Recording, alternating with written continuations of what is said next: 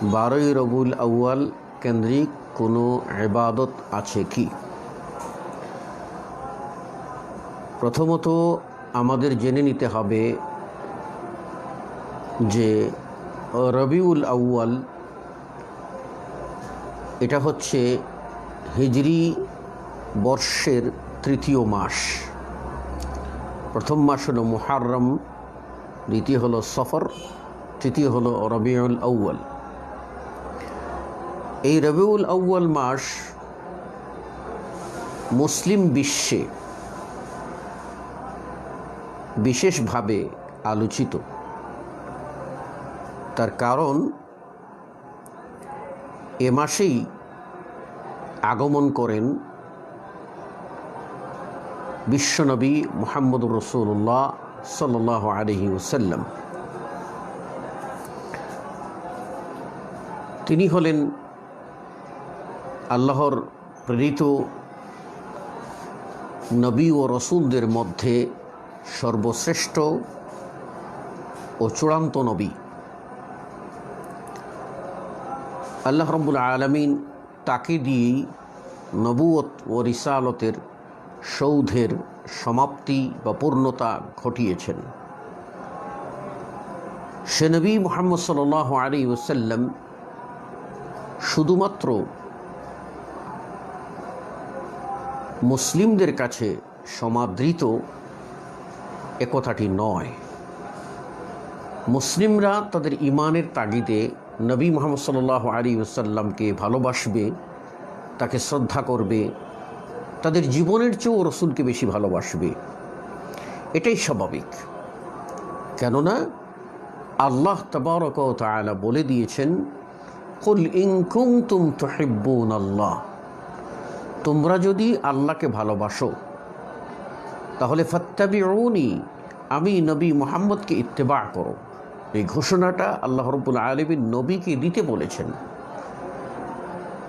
আর নবী মুহাম্মদ সাল্লাল্লাহু আলাইহি ওয়াসাল্লাম বলছেন, ওয়াল্লাযী নাফসি বিয়াদি, ওই সত্তার কসম যার হাতে আমার জীবন, লা ইউমিনু আহাদুকুম, তোমাদের কেউ ইমানদার হতে পারবে না, হাত্তা আকুনা আহাব্বা ইলাইহি মিন ওয়ালাদিহি ওয়া ওয়ালিদিহি ওয়ান নাসি আজমাইন, যতক্ষণ না আমি মুহাম্মদ ওই লোকটার কাছে তার সন্তান, তার পিতা এবং সমস্ত মানবমণ্ডলীর চেয়ে শ্রেষ্ঠ না হবে, ভালোবাসার না হবে, আহাব সবচেয়ে প্রিয় না হবে। তো রাসূল সাল্লাল্লাহু আলাইহি ওয়াসাল্লামকে সবচেয়ে বেশি প্রাধান্য দিতে হবে, এটাই আল্লাহর নির্দেশ। আল্লাহ রাব্বুল আলামিন কোরআনুল কারীম বলছেন, আন-নাবিয়্যু আওলা বিল মুমিনিনা মিন আনফুসিহিম, নবী মুহাম্মদ সাল্লাল্লাহু আলাইহি ওয়াসাল্লাম হলেন মুমিনদের কাছে তাদের জীবনের চেয়েও বেশি আওলা, উত্তম, মানে জীবনের চেয়েও বেশি উত্তম। একজন মুমিন রাসূল সাল্লাল্লাহু আলাইহি ওয়াসাল্লামের হেফাজতের জন্য, তার সংরক্ষণের জন্য, তার রেখে যাওয়া দ্বীনের জন্য তার জীবন পর্যন্ত বিলিয়ে দিতে পারে, কুণ্ঠাবোধ করবে না, এটাই স্বাভাবিক। এখন প্রশ্ন হলো যে এই নবী মুহাম্মদ সাল্লাল্লাহু আলাইহি ওয়াসাল্লাম অন্যান্য নবীদের চেয়ে বিশেষ মর্যাদার অধিকারী, তার কয়েকটি কারণ আছে। তার একটি কারণ হলো তার মাধ্যমে আল্লাহ রাব্বুল আলামিন নবুয়ত ও রিসালাতের পূর্ণতা দান করেছেন। দ্বিতীয় কারণ হলো তিনি প্রেরিত হয়েছেন রাহমাতাল লিল আলামিন, বিশ্ববাসী, বিশ্বের যত সৃষ্টিকুল আছে সব কিছুর জন্য রহমত হিসাবে প্রেরিত হয়েছেন। তৃতীয়ত হলো তিনি প্রেরিত হয়েছেন কাফাতাল লিন্নাসি বাশীরান ওয়া নাযীরা, পুরো মানবমণ্ডলীর জন্য জান্নাতের সুসংবাদদাতা ও জাহান্নাম থেকে সতর্ককারী হিসাবে প্রেরিত হয়েছেন। কাজেই নবী মুহাম্মদ সাল্লাল্লাহু আলাইহি ওয়াসাল্লাম তিনি শ্রেষ্ঠতম এবং তিনি সমস্ত নবী ও রসুলদের সেরা। তিনি নিজেই বলছেন সহিহ বুখারীর হাদিস, আনা সাইয়্যিদু ওয়ালাদি আদম, আমি আদম সন্তানের নেতা, আদম সন্তানের সৈয়দ, লা ফখর, এতে আমার কোনো ফখর বা অহংকার নেই। এই মর্যাদা দান করেছেন মহান আল্লাহ সুবহানাহু ওয়া তাআলা। শুধু দর্শক, এই শ্রেষ্ঠতম রসূল সাল্লাল্লাহু আলাইহি ওয়াসাল্লাম জন্ম নেন রবিউল আউয়াল মাসে। এই ব্যাপারে ঐতিহাসিকগণ একমত, এবং রবিউল আউয়াল মাসের কোন তারিখে জন্মগ্রহণ করেন এ নিয়ে দ্বিমত রয়েছে। তবে তিনি যে রবিউল আউয়ালের সোমবার দিন সুবহ সাদিকের মুহূর্তে জন্মগ্রহণ করেন, এটা দলিল দ্বারা প্রমাণিত। তাহলে আমরা দুটি বিষয় পেয়ে গেলাম যে ব্যাপারে অক্ষমত পাওয়া যায়। এক, রবিউল আউয়ালে জন্মগ্রহণ করেছেন নবী সাল্লাল্লাহু আলাইহি ওয়াসাল্লাম। দুই, তিনি সোমবারে জন্মগ্রহণ করেছেন এবং সুবহ সাদিকের শুভক্ষণে তিনি জন্মগ্রহণ করেছেন। এই বিষয়ে কোনো ইখতিলাফ নেই, কোনো দ্বিমত নেই।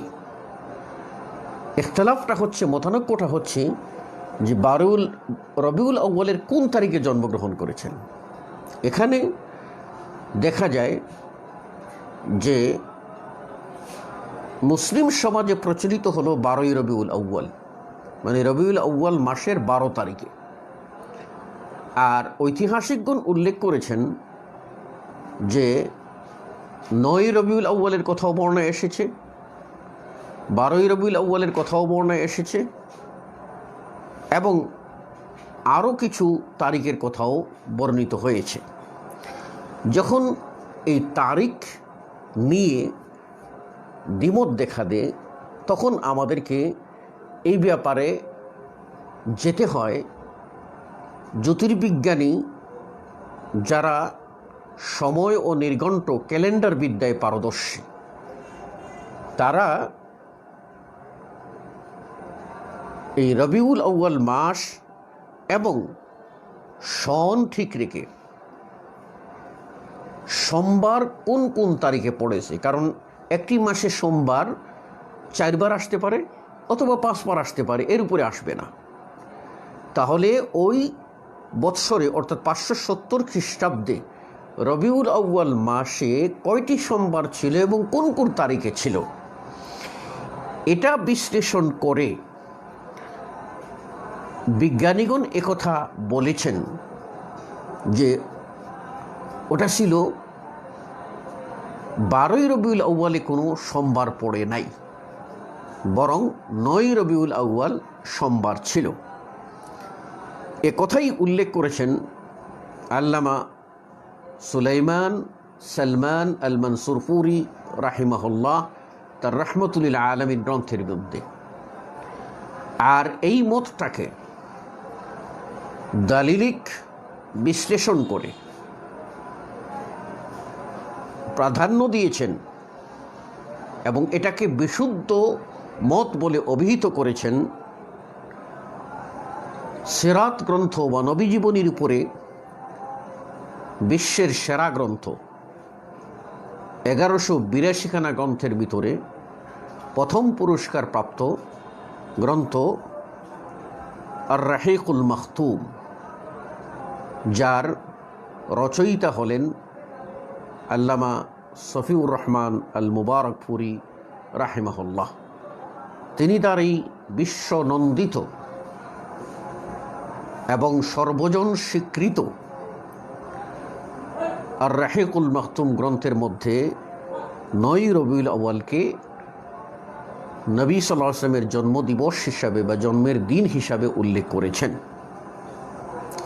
তাহলে আমরা তাত্ত্বিক বিশ্লেষণ করলে দেখতে পাব যে 12ই রবিউল আউয়াল নয়, বরং 9ই রবিউল আউয়ালটাই হচ্ছে অধিকতর অথেন্টিক এবং প্রামাণ্য। এখন একটি প্রশ্ন আসতে পারে যে নবী সাল্লাল্লাহু আলাইহি ওয়াসাল্লামের জন্ম তারিখ নিয়ে এই দ্বিমতটা কেন? তার কারণ হলো তিনি যে নবী, এ কথা কারোরই জানা ছিল না। যতক্ষণ না তিনি নবুয়ত প্রাপ্ত হয়েছেন। সে কারণে তার জন্মের ইতিহাস ঐতিহাসিকভাবে সংরক্ষিত হয়েছে, হাদিস ভিত্তিক পুরোটা নয়। তাই তার তারিখটা নিয়েও এই দ্বিমতটা দেখা দিয়েছে। পক্ষান্তরে তিনি যখন নবী হয়ে গেলেন, আল্লাহ রাব্বুল আলামিন তাকে নবুয়ত ও রিসালত দিয়ে ভূষিত করলেন, তখন থেকে তার প্রতিটি মুহূর্ত সাহাবাই কেরাম রিজওয়ানুল্লাহি আলাইহিম আজমাইন পর্যবেক্ষণ করেন এবং তার পুরো জীবনী তারা আয়ত্ত করেন। তার পুরো জীবনীটাই হচ্ছে হাদিস, তার পুরো জীবনীটাই হচ্ছে সুন্নাহ। এই হিসাবে দেখা যায় এটিকে সংরক্ষণ করা হয়। এই সংরক্ষণের তালিকায় পড়ে যায় নবী সাল্লাল্লাহু আলাইহি ওয়াসাল্লামের ওফাত বা বিদায় দিবস। এই ব্যাপারে সব ঐতিহাসিকগণ হাদিসের আলোকে সাহাবাদের বিশুদ্ধ বর্ণনার ভিত্তিতে এই কথা প্রমাণ করেছেন যে 12ই রবিউল আউয়াল নবী মুহাম্মদ সাল্লাল্লাহু আলাইহি ওয়াসাল্লাম দুনিয়া থেকে বিদায় গ্রহণ করেন। তাহলে আমরা বলতে পারি যে 12ই রবিউল আউয়াল এই তারিখটা হচ্ছে নবী সাল্লাল্লাহু আলাইহি ওয়াসাল্লাম এর ওফাত দিবস, তার জন্মদিবস নয়। যদিও মুসলিম সমাজের বৃহৎ অংশে 12ই রবিউল আউয়ালটি তার জন্মদিবস নামে প্রসিদ্ধ। তো এই 12ই রবিউল আউয়াল কেন্দ্রিক কোনো ইবাদত আছে কি? আমরা আগেই বলেছি যে ইবাদতটার মূলনীতি সম্পর্কে আমাদের জেনে নেওয়া দরকার। ইবাদতের মূলনীতি হলো আত-তাওকীফি। সকল প্রকার ইবাদত কোরআন ও সুন্নাহের দলিলের উপর নির্ভরশীল। কোনো ইবাদত করা যাবে না, সব দরজা বন্ধ যতক্ষণ না কোরআন এবং সহিহ সুন্নাহ দরজা ওপেন করবে। কাজেই কোনো ইবাদত, চাহে সেটা সলাত হোক, চাহে সেটা সিয়াম হোক, চাহে সেটা তসবিহ তাহলিল জিকির আজকার হোক, এই ইবাদত যখন বলা হবে তখন তা কোরআনের দলিল এবং নবী মুহাম্মদ সাল্লাল্লাহু আলাইহি ওয়াসাল্লামের বিশুদ্ধ বর্ণনা দ্বারা সাব্যস্ত হতে হবে, তার সাহাবাদের আমল দ্বারা সাব্যস্ত হতে হবে, নতুবা সেটা ইবাদত হিসাবে পরিগণিত হবে না, গণ্য হবে না, মেনে নেওয়া যাবে না। এক্ষণে যে বিষয়টা হলো, যেহেতু রাসূল সাল্লাল্লাহু আলাইহি ওয়াসাল্লামের জন্ম তারিখটা নিয়ে ঐতিহাসিকদের মধ্যে দ্বিমত রয়েছে, আর এই দ্বিমত থাকার কারণে এটা স্পষ্ট বোঝা যায় যে নবী হওয়ার পরে রাসূল সাল্লাল্লাহু আলাইহি ওয়াসাল্লাম তার জন্মদিবসকে হাইলাইট করেননি, তার তারিখটি তিনি উল্লেখ করেননি, সেটার প্রয়োজনীয়তাটাও বোধ করেননি, এবং সেই দিন কেন্দ্রিক কোনো আনুষ্ঠানিকতা হতে পারে সেটাও তিনি করেননি। ফলে সাহাবাই কেরাম রিজওয়ানুল্লাহি আলাইহিম আজমাইন সকলেই এই ব্যাপারে তারা কোনো মন্তব্য করেননি। তার অর্থ হলো যে রাসূল সাল্লাল্লাহু আলাইহি ওয়াসাল্লাম যেহেতু বলেননি, মহান আল্লাহ রাব্বুল আলামিন কোরআনে কোথাও এরকম কোনো ইঙ্গিতও দেননি, কাজে সেই হিসাবে আমরা নির্দ্বিধায় বলতে পারি যে 12ই রবিউল আউয়াল কর্তৃক কোনো ইবাদত কোরআন ও হাদিসে নেই। শুধু দর্শক, আমাদের সমাজে আমরা দেখতে পাই 12ই রবিউল আউয়াল কেন্দ্রিক কিছু ইবাদত রয়েছে। সে ইবাদতের ভিতরে প্রথম যেটা হচ্ছে সেটা হলো মিলাদ অনুষ্ঠান করা।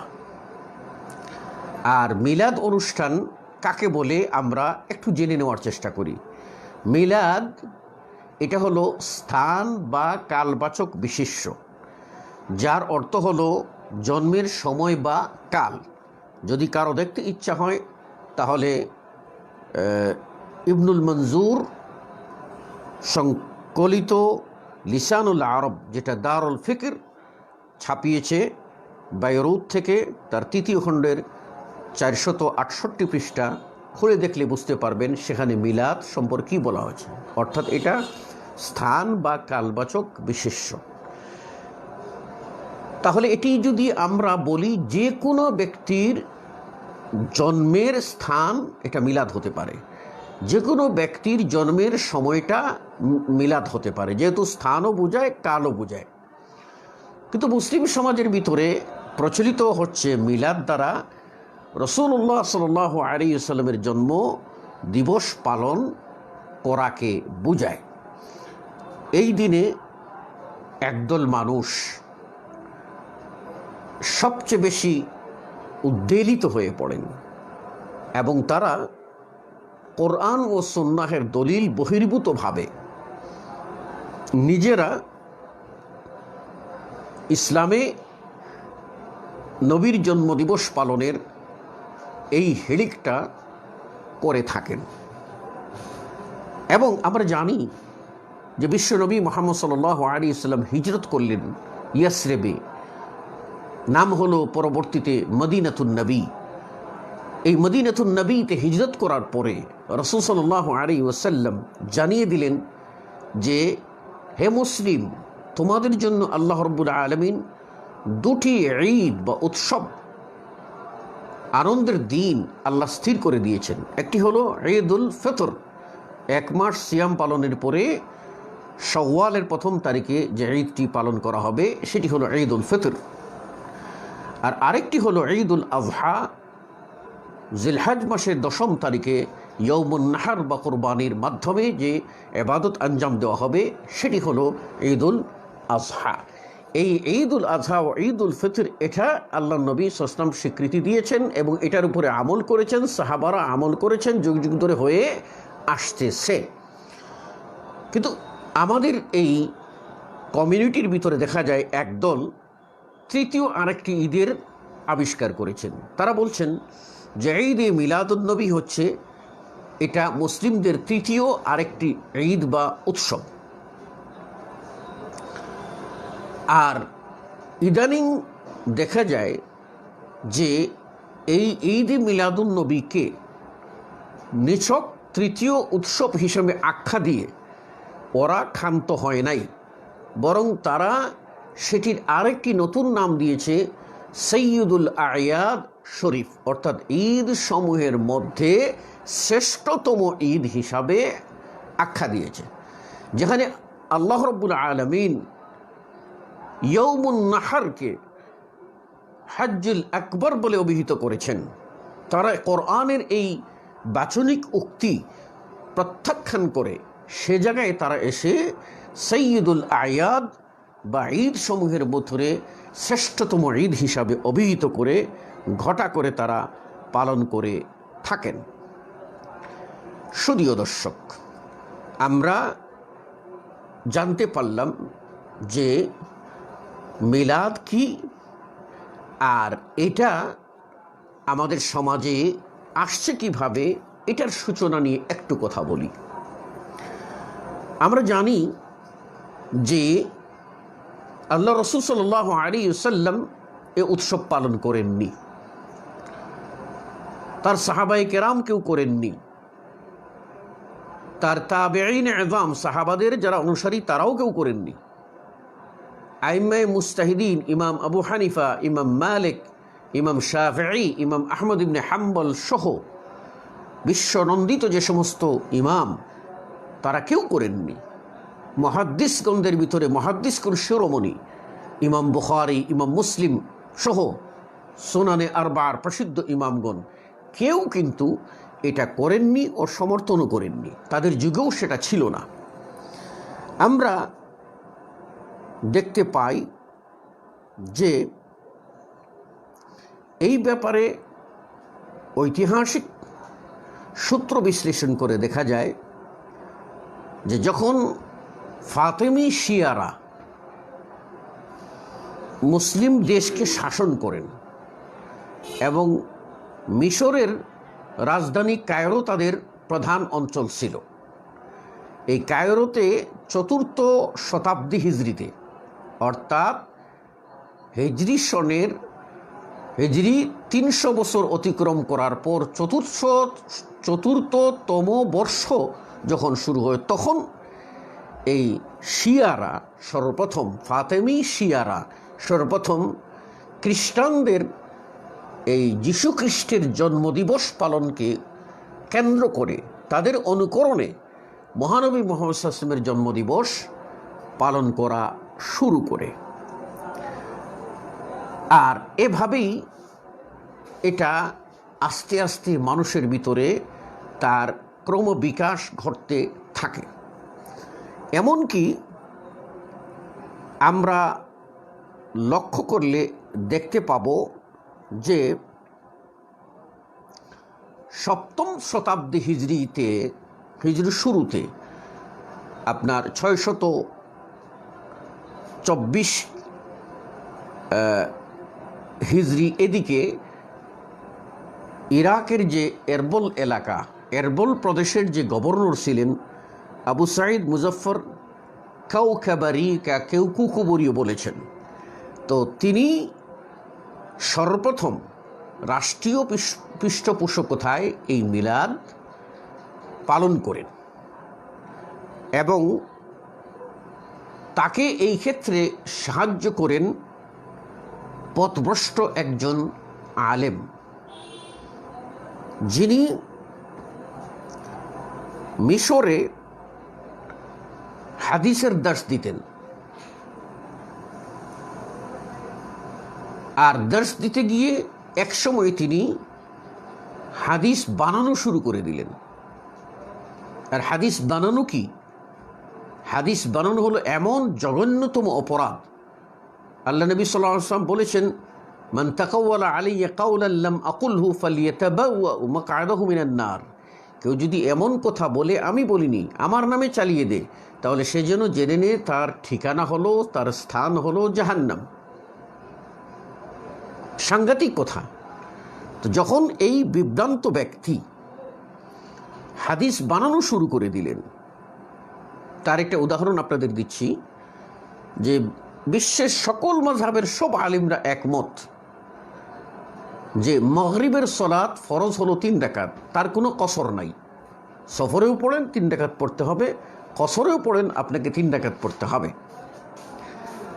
কিন্তু এই মিশরের এই আলেম, যিনি সর্বপ্রথম মাগরিবের সালাতে কসর করার নামে মিথ্যা হাদিস তৈরি করেন, রচনা করেন, তার নাম হলো আবুল খাত্তাব আমর ইবন দাহিয়া আল কালবি। এই আবুল খাত্তাব আমর বিন দাহিয়া আল কালবি তিনি এই মিথ্যা হাদিস রচনার কারণে তাকে মিশরবাসী অপাঙ্ক্ত ঘোষণা করেন। তিনি মিশর ছেড়ে চলে আসতে বাধ্য হন, পালিয়ে এসে ইরাকে আশ্রয় গ্রহণ করেন এবং ইরাকের এরবল প্রদেশের গভর্নরের ছত্রছায়ায় তিনি সর্বপ্রথম বানিয়ে আল্লাহর নবীর জন্মদিবস পালন করতে হবে এই মর্মে একখানা কিতাব রচনা করেন। এই কিতাবের নাম দেন আত-তানবীর ফি মাউলিদিস সিরাজিম মুনির। এই নাম দিয়ে তিনি এই কিতাবটা রচনা করেন এবং এই আবু সাঈদ মুজফর কাউকুবরির কাছে সেটা পেশ করেন। বাদশাহ তার মতের সমর্থনে বানানো হাদিস পেয়ে, চাটুকার আলেম পেয়ে খুশি হইয়া তাকে 1000 দিনার উপহার দেন বলে প্রমাণ পাওয়া যায়। আমাদের সমাজে এক্ষণে সুদীয় দর্শক আমরা বুঝতে পারলাম যে কখন থেকে এটা চালু হয়েছে। আমাদের সমাজে যে 12ই রবিউল আউয়াল যে মিলাদ পড়া হয়, তাতে কী কী করা হয় তার কিছু চিত্র আপনাদের সামনে তুলে ধরছি। 1, ঈদে মিলাদুন নবী 12ই রবিউল আউয়াল পালন করা হয়,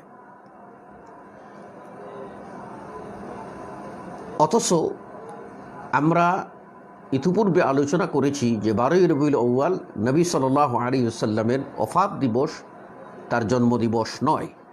তাহলে যারা 12ই রবিউল আউয়াল উৎসব পালন করেন তারা রাসূল সাল্লাল্লাহু আলাইহি ওয়াসাল্লামের ওফাতে তিরুধানে, তার বিদায়ে তারা কি খুশি হয়ে উৎসব পালন করেন?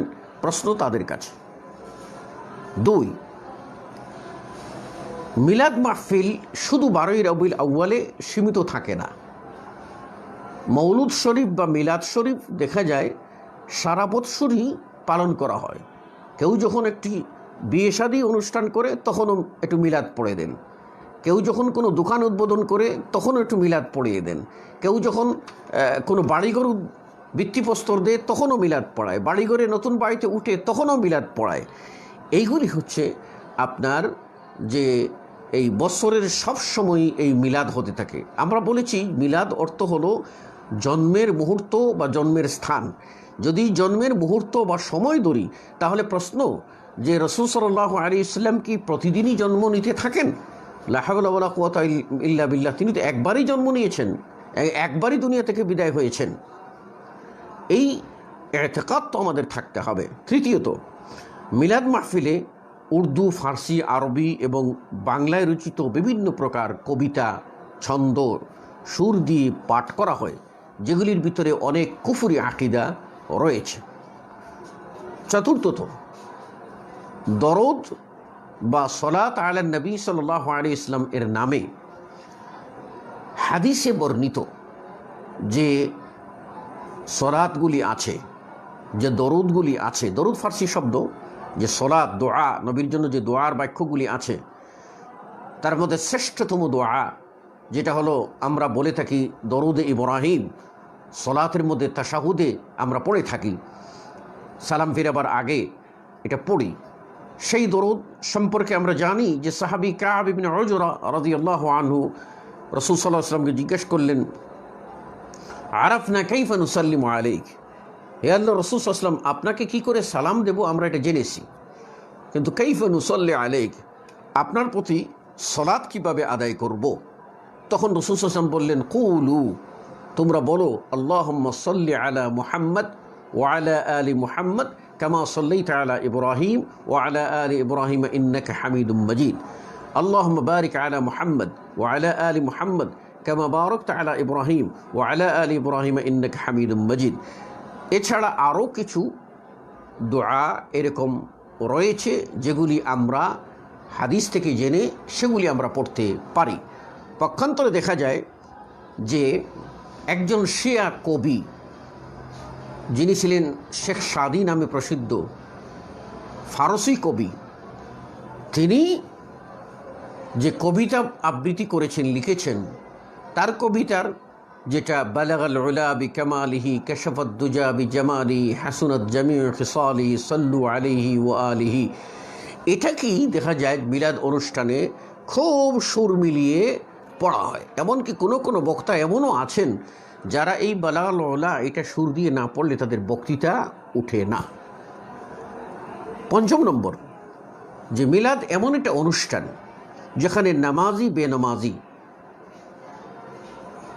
ইসলাম বিদ্বেষী বা সেকুলার, যারা ধর্ম মানে না, এই রকম ব্যক্তিগুলিও যারা ধর্মের তিরস্কার করে শুধুমাত্র আনুষ্ঠানিকতার জন্য বা লৌকিকতার জন্য কিংবা সামান্য পার্থিব স্বার্থ হাসিলের জন্য, তারা তখন আপনার টুপি পরে এই অনুষ্ঠানের মধ্যে হাজির হয়ে যায়। যারা সলাত আদায় করে না, যারা ইসলামের মৌলিক ইবাদতের ধার ধারে না, বরং ইসলামকে নিয়ে ব্যঙ্গবিদ্রুপ করে, তারাও কিন্তু মিলাদ অনুষ্ঠান করে থাকে। ষষ্ঠত, এই মিলাদ উপলক্ষে আলোকসজ্জা করা হয়, আগরবাতি জ্বালানো হয়, ধূপধুনা জ্বালানো হয়, গোলাপজল ছিটানো হয়, এমনকি কোনো কোনো জনপদে সরকারি ছুটিও ঘোষণা করা হয়। আর এইভাবে এই উৎসব পালন করা হয়ে থাকে। সপ্তম নম্বরে, অনেকেই আছেন যারা বিশ্বাস করেন যে মিলাদ মাহফিলে স্বয়ং রাসূল সাল্লাল্লাহু আলাইহি ওয়াসাল্লাম এসে হাজির হন। এই জন্য তারা মিলাদের অনুষ্ঠানে একটি চেয়ার সুসজ্জিত করে সাজিয়ে গুজিয়ে এটাকে আপনার ফাঁকা রাখেন। তারা বিশ্বাস করেন যে এখানে এসে নবী সাল্লাল্লাহু আলাইহি ওয়াসাল্লাম বসবেন। লা হাওলা ওয়ালা কুওয়াতা ইল্লা বিল্লাহ। অষ্টম নম্বরে তারা এই বিশ্বাস করেন যে নবী এসে হাজির হয়ে গেছেন এবং নবী সব জায়গায় বিরাজমান। এই বিশ্বাস করে তারা আল্লাহ নবী সাল্লাল্লাহু আলাইহি ওয়াসাল্লামের নামে তথাকথিত মিলাদে তারা করে থাকেন কি, যে হঠাৎ করে দাঁড়িয়ে যান এবং ইয়া রাসূলুল্লাহ ইয়া নবী আল্লাহ বলে নবীকে ডাকতে থাকেন, আর তার উপরে সালাতু সালাম বানাউট সালাতু সালাম এগুলি পড়তে থাকেন। এগুলি অত্যন্ত গর্হিত অপরাধ, যা ইসলামী শরীয়তে আমরা খুঁজে পাই না। শুধুও দর্শক, নবম নম্বরে আমরা আরেকটা জিনিস দেখতে পাই যে আমাদের এক ধরনের মানুষ বিশ্বাস করেন যে নবী সাল্লাল্লাহু আলাইহি ওয়াসাল্লাম চিরজীবিত, তিনি মৃত্যুবরণ করেননি। অথচ আল্লাহ রাব্বুল আলামিন নিজে বলছেন তার নবীকে, ইন্নাকা মাইয়িতুন, তুমি মৃত্যুবরণ করবে। আল্লাহ বলছেন কুল্লু নাফসিন যায়িকাতুল মউত, প্রত্যেক আত্মাই মৃত্যুবরণ করবে। তাহলে মৃত্যু অনিবার্য। রাসূল সাল্লাল্লাহু আলাইহি ওয়াসাল্লাম একেবারে পরিষ্কার করে বলছেন যে ইন্না লিল মাউতি লাসাকারাত, মৃত্যুর যন্ত্রণা, সাকারাতের কথা স্মরণ করেছেন। বলছেন আর রফিকুল আলা, আর রফিকুল আলা, প্রিয় বন্ধুদের সাথে মিলিত হওয়ার আকাঙ্ক্ষা ব্যক্ত করেছেন এবং চলে গেছেন। এতৎ সত্ত্বেও একদল লোক এই ভুইপুর বিশ্বাস করে যে নবী তিনি জীবিত আছেন। হ্যাঁ, নবী সাল্লাল্লাহু আলাইহি ওয়াসাল্লাম তার কবরে তিনি আছেন এবং কবরের জিন্দেগি হলো বরজখী জিন্দেগি। আল্লাহ বলছেন ওমিন ওয়ারাইহিম বারযাখুন ইলা ইয়াউমি ইউবআসুন। এই বরজখী জিন্দেগি এটা কোনো মানুষ জানে না, মানুষের জ্ঞানের বাইরে। যেটুকু হাদিস দ্বারা প্রমাণিত যে মাটিকে আল্লাহ রাব্বুল আলামিন নিষেধ করে দিয়েছে, নবীর দেহকে সে ভক্ষণ করতে পারবে না, অর্থাৎ নবীর দেহ অক্ষত অবস্থায় আছে। কাজেই সেটা আমাদের বিশ্বাস করতে হবে। কিন্তু নবী ঘুরে ঘুরে বেড়ান এবং মিলাদের কাঙ্গাল হইয়া বিভিন্ন জায়গায় হাজির হন, সলাতের কাঙ্গাল হইয়া বিভিন্ন জায়গায় হাজির হন, এটা হচ্ছে নবীকে অপমান করার নামান্তর। দশম নম্বরে আমরা দেখতে পাই যে আমাদের সমাজে একদল লোক তারা বিশ্বাস করে যে নবী অদৃশ্য জানেন, তিনি গায়েব জানেন। এখানে বুঝার বিষয় হলো আল্লাহ যে গায়েবটি রসুলকে জানিয়ে দিলেন তা তো আর গায়েব থাকলো না, কিন্তু যেটা গায়েবই থাকলো সেটা আল্লাহ ছাড়া আর কেউ জানেন না। এই জন্য আল্লাহ রাব্বুল আলামিন বলেছেন ওয়াইনদাহু মাফাতিহুল গায়ব লা ইয়ালামুহা ইল্লা হু, যে আল্লাহর কাছে গায়েবের চাবিকাঠি, তিনি ব্যতীত আর কেউ সেটা জানে না।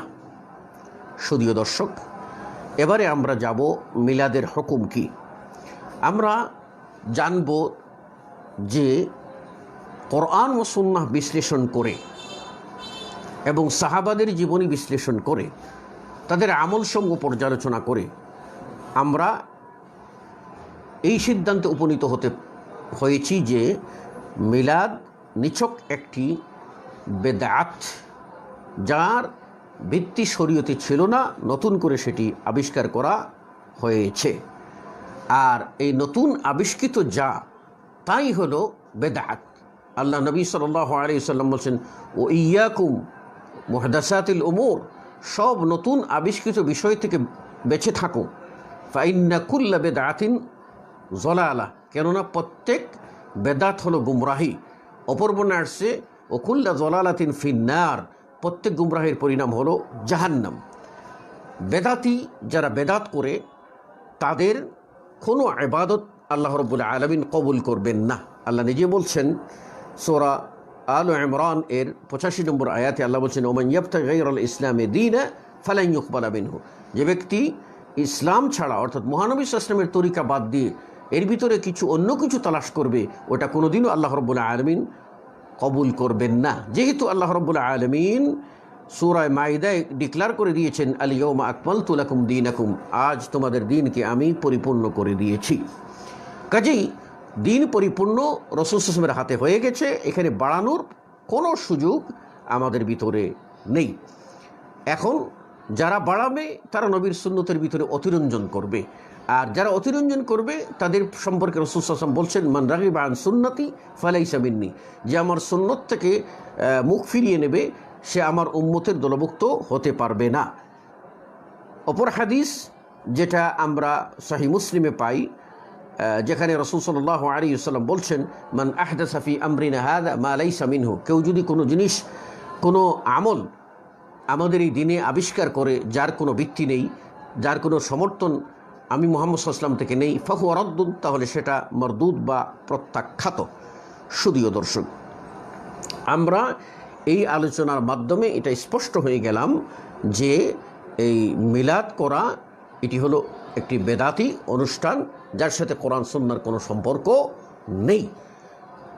এবার দেখা যায় যে এই মিলাদ কেন্দ্রিক আমাদের সমাজে আরও কিছু উদ্ভট কিছু আমল রয়েছে, যারা এই 12 রবিউল আউয়াল আপনার 11ই রবিউল আউয়াল দিবাগত রাত্রে জেগে থাকেন, মিলাদ অনুষ্ঠান করেন, আর 12ই রবিউল আউয়াল দিনে সিয়াম পালন করেন, যা নিছক বেদাত ছাড়া আর কিছুই না। এক্ষণে প্রশ্ন হলো, যারা বেদাত করবে তাদের পরিণাম কি হবে? এক, তাদের আমল প্রত্যাখ্যাত হবে, আমল গ্রহণ করা হবে না। আল্লাহ রাব্বুল আলামিন সূরা আল কাহফের 103 থেকে 105 নম্বর আয়াতে পরিষ্কার করে বলে দিয়েছেন যে, কুল হাল নুনাব্বিউকুম বিল আখসারিনা আমালা, তো আমি কি তোমাদেরকে সেসব লোকদের সংবাদ দেব যারা আমলের দিক থেকে খুবই ক্ষতিগ্রস্ত? কারা? আল্লাযীনা যাল্লা সা'য়ুহুম ফিল হায়াতিদ দুনিয়া, তারা সেই লোক যাদের প্রচেষ্টা পার্থিব জীবনে বিভ্রান্ত হয়। ওহুম ইয়াহসাবুনা আন্নাহুম ইহসিনুনা সুনা, অথচ তারা মনে করে যে তারা সৎকর্ম করেছে। এই কাজগুলি করেছে যারা, তাদের সম্বন্ধে আল্লাহ বলেন, উলাইকাল্লাযীনা কাফারু বিআয়াতি রাব্বিহিম, তারা হলো ওই সকল লোক যারা তাদের রবের আয়াতকে সাথে কুফরি করেছে, ও লিকাইহি, এবং রবের সাথে সাক্ষাৎ করতে হবে বিশ্বাসের সাথে কুফরি করেছে। ফাহাবিতাত আমালুহুম, তাদের আমল বাতিল হয়ে যায়। ফালা নুকিমু লাহুম ইয়াউমাল কিয়ামাতি ওয়াজনা, সুতরাং কিয়ামতের দিনে আমি তাদের আমলের কোনো ওজনই করব না, কোনো গুরুত্বই দেব না। তাহলে বোঝা গেল বেদাত যারা করবে তাদের আমল প্রত্যাখ্যাত। সহিহ মুসলিমের অপর হাদিস রয়েছে, মান আমিলা আমালান লাইসা আলাইহি আমরুনা ফাহুয়া রাদ্দুন, কেউ যদি এমন আমল করে যে আমল আমি মুহাম্মদ সাল্লাল্লাহু আলাইহি ওয়াসাল্লাম থেকে সমর্থন নাই, সে আমল প্রত্যাখ্যাত। আমরা একটু আগেই বলেছি, দ্বিতীয় হলো যে পয়েন্টটা, যে যারা বেদাত করবে তারা রাসূল সাল্লাল্লাহু আলাইহি ওয়াসাল্লামের উম্মত বলে গণ্য হতে পারবে না। তৃতীয় হলো, তাদের তৌবা কবুল হবে না, অর্থাৎ তৌবা করার সুযোগই পাবে না। কারণ যারা বেদাত করে তারা মনে করে এটা দিন মনে করে করেছে, সওয়াব মনে করে করেছে, ইসলাম মনে করে করেছে, নেকি মনে করে করেছে, পরকালের নাজাতের জন্য করেছে, অথচ এটা কোরআন সুন্নাহ বিরোধী। সেই কারণে তারা আর কোনোদিন চিন্তা করবে, একজন পাপী জানে এই কাজটা পাপ, তখন তার মনে মনে দুরু দুরু অবস্থা থাকবে, এক সময় সে তওবা করবে, এক সময় সে অনুশোচনায় ভেঙে পড়বে, সম্ভাবনা আছে। কিন্তু যেই লোকটা মনে করে আমি রাইট পথে আছি, তখন তো তার তওবার প্রশ্ন আসে না। সে কারণে আলবানী সিলসিলা সাহিহার মধ্যে উল্লেখ করেছেন যে আনাস ইবনে মালিক রাদিয়াল্লাহু আনহু আরদাহ থেকে বর্ণনা, তিনি বলেন, ক্বালা রাসূলুল্লাহ সাল্লাল্লাহু আলাইহি ওয়াসাল্লাম, ইন্নাল্লাহা ইহতাজাবা তাওবা আন কুল্লি সাহিবি বিদআতিন, নিশ্চয়ই আল্লাহ হাজাব করে দিয়েছেন, পর্দা করে দিয়েছেন প্রত্যেক বেদাতি থেকে তওবা, অর্থাৎ বেদাতিরা তওবা করার সুযোগই পাবে না, এ কারণে যে তারা নিজেরা মনে করে যে আমরা ভালো কাজ করেছি। চতুর্থত, এরা হাউজে কাউসারের পানি থেকে বঞ্চিত হবে, কেননা তারা যখন হাউজে কাউসারের কাছে যাবে, আমরা জানি যে হাদিসটি সহিহ বুখারী এবং সহিহ মুসলিম ও মুসনাদ আহমদের হাদিস রয়েছে।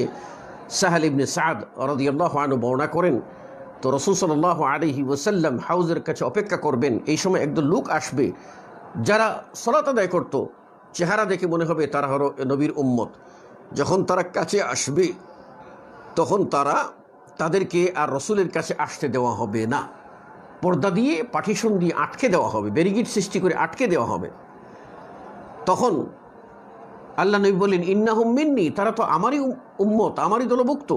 ফায়ুকালু, আল্লাহ নবীকে বলা হবে, ইন্নাকা লা তাদরি মা বাদদালু বা'দাক, আপনি জানেন না হে নবী, আপনি চলে আসার পরে আপনার দিনের মধ্যে তারা আপনার সুন্নতের মধ্যে কী যে বিগড়াইছে, কী যে পরিবর্তন করেছে।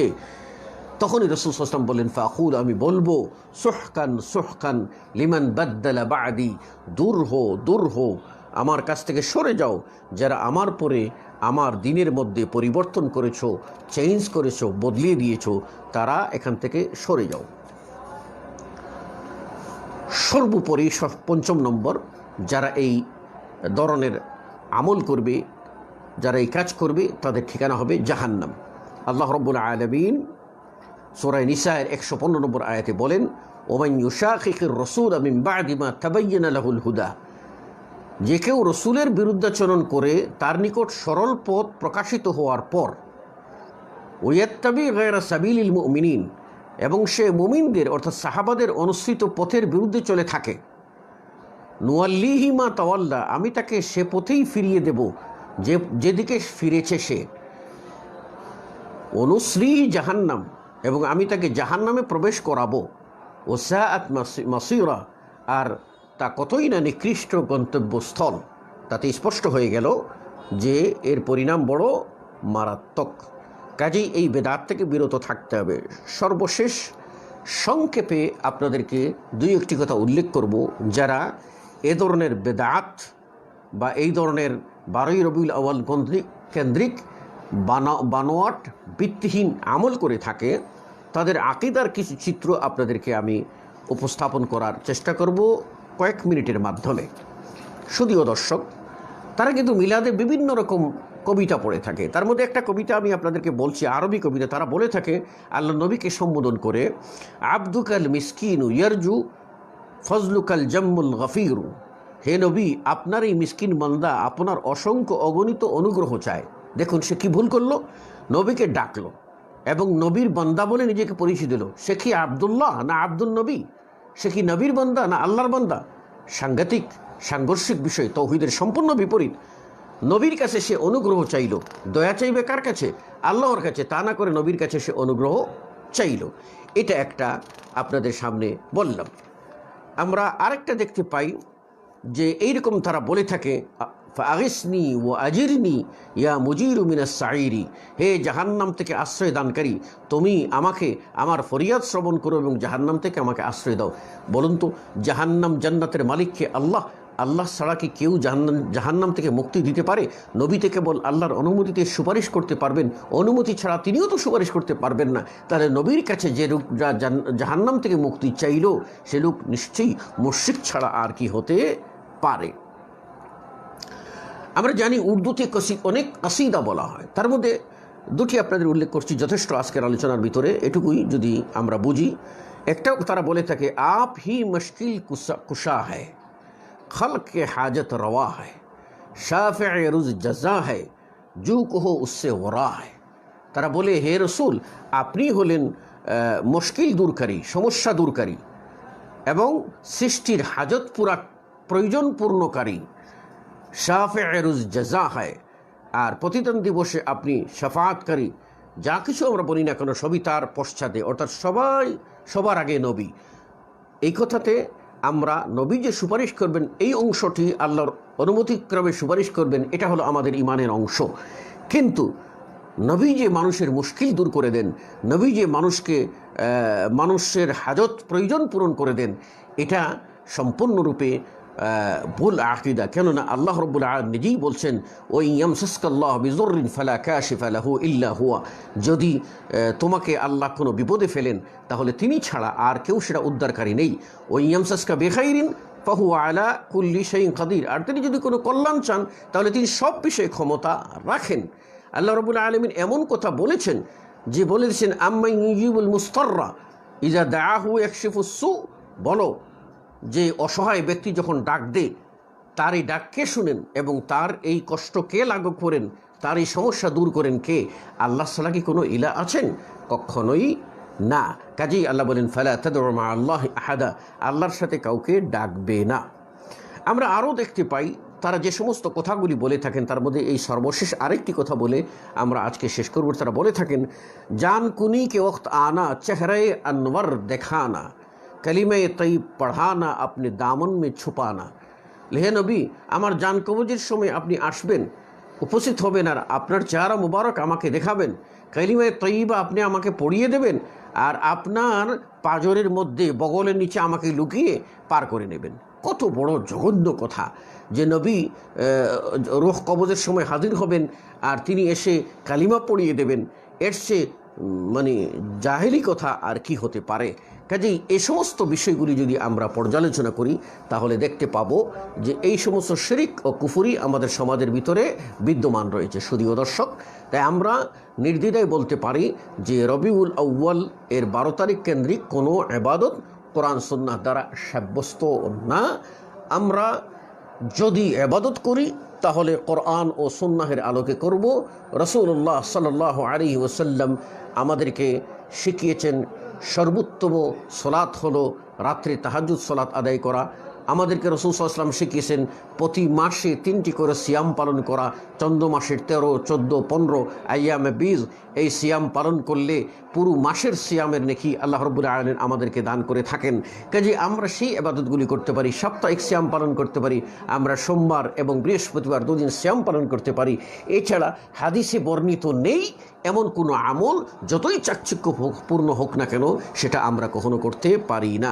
তাই আসুন আমরা সব এ ধরনের কুসংস্কার বর্জন করে, আমরা এ সমস্ত আমলগুলি বর্জন করে সকল প্রকার জাহিলিয়াত থেকে মুক্ত হয়ে আমরা পবিত্র কোরআন ও সুন্নাহের কাছে আত্মসমর্পণ করি। এই আহ্বানই আপনাদের সকলের কাছে রেখে সকলের খায়ের ও আফিয়ত কামনা করে আজকের মতো বিদায় আরজ করছি। সুবহানাকা আল্লাহুম্মা বিহামদিকা আশহাদু আল্লা ইলাহা ইল্লা আনতা আস্তাগফিরুকা ওয়া আতুবু ইলাইক। ওয়াসসালামু আলাইকুম ওয়া রাহমাতুল্লাহি ওয়া বারাকাতুহু।